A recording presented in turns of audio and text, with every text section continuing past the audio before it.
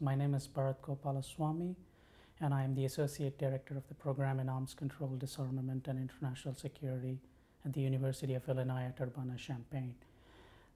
My background primarily, I have a PhD in mechanical engineering, and I've always followed international affairs with great interest. And when I got an opportunity at Cornell University to do a postdoctoral training that gives opportunities for engineers to apply their technical knowledge to foreign policy issues, I right away took it. So since then, I've been working on applying my technical background to contemporary issues in foreign policy, and my association with the CTBT has started since then. I think the real impact was in the early 2000s, when India tested nuclear weapons, actually, in the late 90s. And the way the impact was felt was, I must admit, there was a sense of pride from being an Indian at that time, that we've reached some sort of parity with the rest of the world, and we have reached some technical achievement. So that was the impact when I heard about nuclear weapons in that framework. The profound effect that nuclear weapons had on me was during the Iraq War, when all this confusion about whether Iraq had WMD or not was going on. And that was when I realized that nuclear weapons could have such an effect in a very different political sense than a mere technological achievement. So since that has actually spurred my interest more in this area of nuclear disarmament and non-proliferation. I think first, I think one of the points that I mentioned was establishing confidence. That has to be underscored. Establishing confidence is just two words, but if you conceptualize it, it's huge. And if you have take into account your geographical depth, it's worldwide. And that is one of the first and foremost elements, speaking. The next thing, and one of the starting points for it is, your colleague showed a very impressive slide, I thought, was amongst the member states that use your data. I think he projected a number of somewhere around 1,300. And he said the potential for this is actually 4,500 roughly today. And you see that itself is underutilized. So which tells me something, that there is a lack of awareness even amongst member states about what this treaty does. That is something that in itself is a challenge. And that lack of awareness has to be balanced amongst political sensitivities as well as the objective of this organization. I think you're doing the right things. You're starting with universities, and you're engaging all sections of the society, if I may put it. And I think that is very key. That is an instrumental. It's an inclusive process, and it's going to be sustained. It's a learning process. It's an inclusive process. One of the few things I think is this organization is unique. So there is no model that is preset for you to follow. So you are the one who's going to be a trendsetter in these models. And you're learning by experience. And I think you will have to tell us how you have done this rather than we telling you. I think one of the key initiatives that you also initiated was this 2009 Science for Security, ISSO 9. Yes, I think that was key. That told something, that told this organization is at the cutting edge of science and believes in science that advances policy. And I think that is a key initiative, because that brought together people who are looking at things more objectively. And politics plays the secondary role there. I said I'm a firm believer in some of the basic principles, and science and policy must go together. And that is some of the way to bring out the best in both.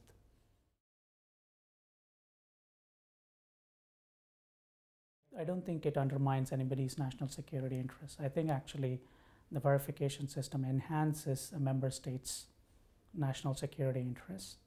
So if there is any country, any state that has any concerns about its data sharing, I think that's due to relatively being ill-informed about how data is handled and how this verification process is being carried out. So, so it's basically a capacity building problem, as I see, not a political problem here. There's no contradiction. I don't think there is anything that I can elaborate on the civil and scientific uses of this data. It's been legitimized by your partnerships with the World Meteorological Organization, the International Civil Aviation Organization, your tsunami warning centers that has been established. There's nothing that I will tell that is going to enhance whatever these organizations have already endorsed. They've realized the potential, they've realized what the value of this information is, and they have realized how this could, what they've realized is they don't want to learn things the hard way. And here is an organization sitting on a wealth of data, and that must be used to the best as possible. And data is best used when it's shared. And when it's shared amongst nations, when it's shared amongst individuals, and when it's shared amongst individual organizations, I think the best you will see. I think it's being underused at this time. And I think more and more, the more states parties to it, the better it will be. And I think when more people look at the data, you will get better results when a number of less people look at the data. I'm a researcher, I'm a scientist. When I look at the data with a different set of eyes than a colleague who is working in a different field but has similar but can benefit from the same data. When he looks at it from a totally different perspective, and we bring out something that's unique. And I think the more people that will look at your data, the better it will be. And data doesn't have any language. Data is in a language itself. And in political science, we make this argument that data itself is the argument.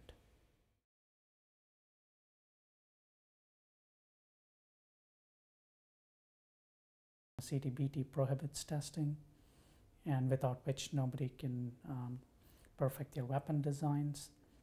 So it is an important component of international peace and security. What prohibits entry into force? At the moment, as I see it, the issue is political primarily. To a large extent, it's domestic political reasons that prohibit individual countries from signing on to it. And hopefully you will see that change soon. From a scientific perspective, we will explain how this treaty is important, what the benefits of this treaty are, what the benefits of this verification regime are, and what's the scientific benefit of this data is. So that's what we do, and we're using your resources to build capacity in our own universities. Next month, we are launching a summer workshop that is aimed at undergraduate students all around the United States. And one of the days is dedicated to CTBTO. So one of your officials is participating in the workshop, and I think we'll have to, as I think I remarked earlier today, that I was an undergraduate student when I saw the Iraq problem going on. And so the clientele for that workshop is primarily undergraduate students all around the United States. So I think the need for capacity building at that age group is important. At least a minimum amount of awareness is important. So that's what, in humble ways, that's the humble contribution that we can do.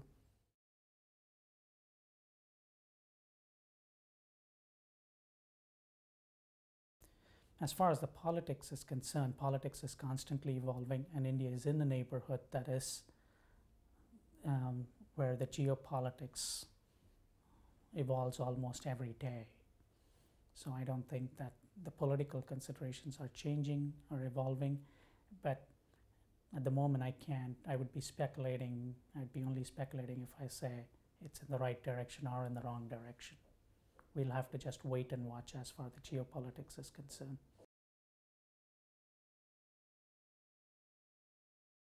I'd say the treaty, as far as the verification goes, I'd say it's an unparalleled verification regime. It's unique, and it's effectively verifiable. If it comes down to the technical realities, then I would be very confident that this treaty is effectively verifiable, and that would be my judgment that would be provided to the policymaker.